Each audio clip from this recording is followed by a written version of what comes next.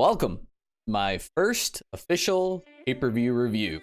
Don't forget to like, comment, and subscribe if you enjoy this. I will be doing these every month from here on out for all the pay-per-views. We're going to start with all of the singles matches, and then I will talk about the two rumbles at the end. First match of the night, the opening match, Roman Reigns versus Baron Corbin in a Falls Count Anywhere match. Now, I personally do not enjoy Falls Count Anywhere matches because of the same spot of walking around whatever venue they're at that constantly happens. It was a lot of fun. Some things to point out that I enjoyed about the match. The augmented reality entrances for both Roman Reigns and King Corbin were really cool. Roman Reigns looked like this. He was like, "Argh!" I thought that was pretty neat. And Baron Corbin had a bunch of banners, kind of like Game of Thrones, which was pretty neat as well. I was very happy that there was no dog food involved in this match. There was, unfortunately, some predictable interference between the Bloodline, which is Jimmy and Jey Uso, and Baron Corbin's friends, which are Dolph Ziggler and Robert Roode. The Usos came in for a save after Ziggler and Roode got involved. That was on the outside. Then the match ended up on the dugout, which was pretty cool. And Roman Reigns reversed an end of days into a Superman punch and a little spear to finish it off. Overall, I thought the match was a lot of fun, but it was just a little bit too long. Again, Falls Count Anywhere matches, to me personally, take a little bit of time to develop. And this one was no exception to that rule. But Roman Reigns wins. That's always fun. The second singles match on the night was Bayley versus Lacey Evans for the SmackDown Women's Championship. Now, unfortunately, this match came after the Women's Royal Rumble, so the crowd was a little burnt out, which tends to happen after, an hour-long Royal Rumble match. Overall, didn't really think this got going. Thought it was pretty slow. And I also thought the same of the Becky Asuka match. Just a little slow to get into it. But Bayley won. Classic heel tactic. Little tight grab. Always enjoy that. And Bayley is continued, which is good. I think that's a good victory. And the match was, it was okay. After the Bayley versus Lacey Evans match, we had the Fiend versus Daniel Bryan in a strap match for the Universal Championship. And the Fiend came out with his special belt. It's strange, though, because they didn't bring out or have anywhere the normal Universal Championship. So I wonder if Daniel Bryan ended up winning, would he have gotten the Fiend belt with the Fiend face? I don't know. I did not know what a strap match was. But luckily, they explained it right at the beginning. There's a 13-foot rope or band, whatever it was, strap, I guess, but I don't know what it was made out of. Leather, perhaps. And each superstar is hooked in on their wrist. And then they just go at it and they just beat the hell out of each other with it, which was awesome. It was fantastic. One thing I will say about the Fiend, Bray Wyatt, in his entrance, and on commentary, I believe they did it too, which was nice. Or they fixed it on commentary, I should say. I don't understand why when he's in full Fiend getup, they say the Fiend Bray Wyatt. I really wish they would just say the Fiend. Make it a dichotomy of characters. Have the Fiend be the psychopath lunatic killer, and then have Bray Wyatt be the Firefly Funhouse guy, who's just this lovable bundle of joy. I would love if there was just a full split instead of saying the Fiend Bray Wyatt, and then we know they're the same person, You don't gotta dummy us. The strap beating each other with it was absolutely brutal.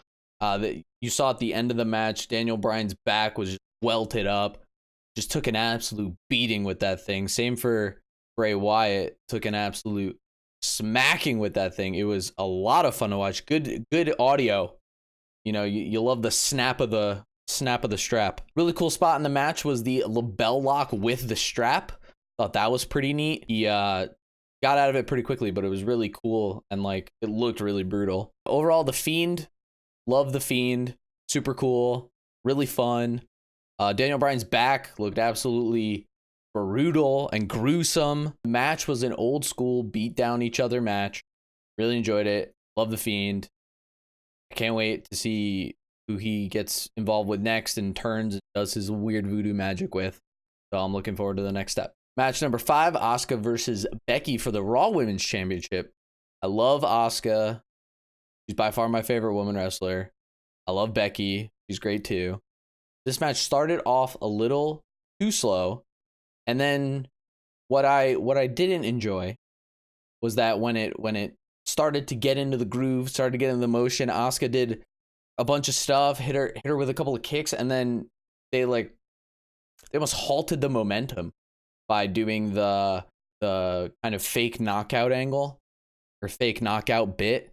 I did not like that at all. I wish it just kept going, building and building and building, and then they could have done everything. Some things I enjoyed about the match. I enjoyed a lot of it. Becky's weird rock bottom thingy, man slam, I don't know, off of the ropes. That was pretty cool. Want to see more of that. Asuka is exceptionally smooth during the whole transitions from submission to pin to submission. Just unbelievably smooth.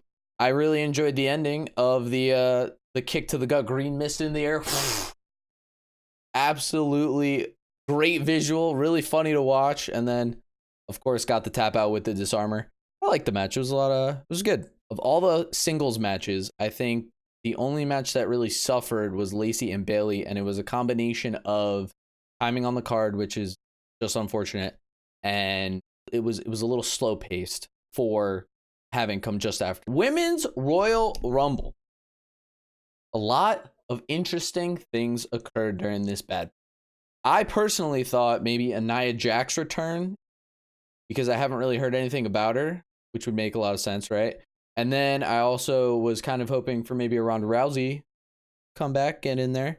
But that's okay. We got Shayna at 30. There were 5 exceptional performances in the Women's Royal Rumble match. Alexa Bliss and Bianca Belair coming in at 1 and 2, just absolutely carrying the match, doing an all-star job. Then we had Beth Phoenix come in, and she somehow got a cut on her head. I didn't see how she got a cut on her head, but by the end of the match, her blonde hair had turned red, and it was kind of unsettling, the amount of blood loss. But she was fantastic. Charlotte, who came in and just had a whole bunch of spots where she was yelling and pleading for her life, which you love to see. She did an exceptional job as well. And of course, Shayna coming in at number 30 and just absolutely clearing house. I wrote down how many eliminations she got. She got 8 eliminations in roughly 2 minutes. I like the Lana and Liv Morgan interaction. You had Lana get eliminated by Liv, who just came in, and then Lana eliminate Liv off top rope. Nikki Cross and Alexa Bliss being best friends and doing the hug. Bianca Belair had 7 elims, I believe. Oh, no, I'm sorry. Bianca had 8 eliminations. She dominated this match. She's an absolute beast. She showcased everything that will make her an even bigger superstar in the coming year. Naomi came back with an awesome new hairdo, and she looked great. She did a couple of awesome things. Her and Mandy had the 2 save spots of the night, which were great. Naomi got hit out of the ring, somehow was able to catch herself on the edge of the barricade, like just pinned herself against it, got up on top, walked all the way around, was walking on top of the announce tables, which was hilarious. And then she made a little bridge with the top of the announce table, which was awesome, to get back onto the steps. And then, of course, in true Naomi Kofi fashion, she got instantly eliminated right after she got back in the ring. That's besides the point.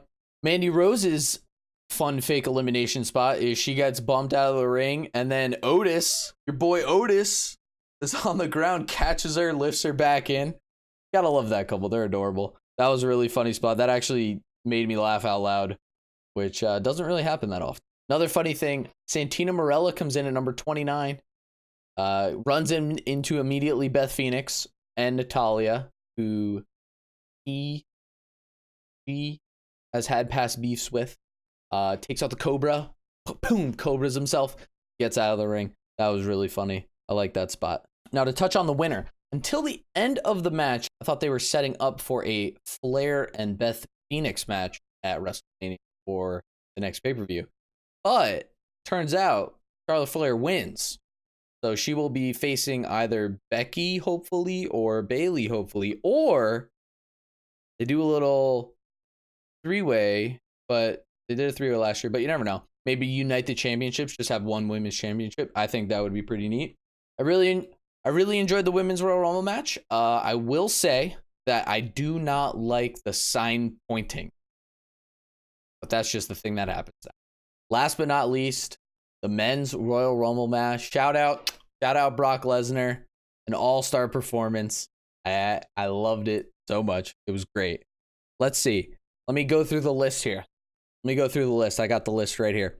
Brock Lesnar comes in at number 1. Then Elias comes out at number 2, plays a little ditty, plays a little song. The crowd loves him, obviously, super over. Brock Lesnar goes out, gets Elias, brings him into the ring, guitar shots him, gone.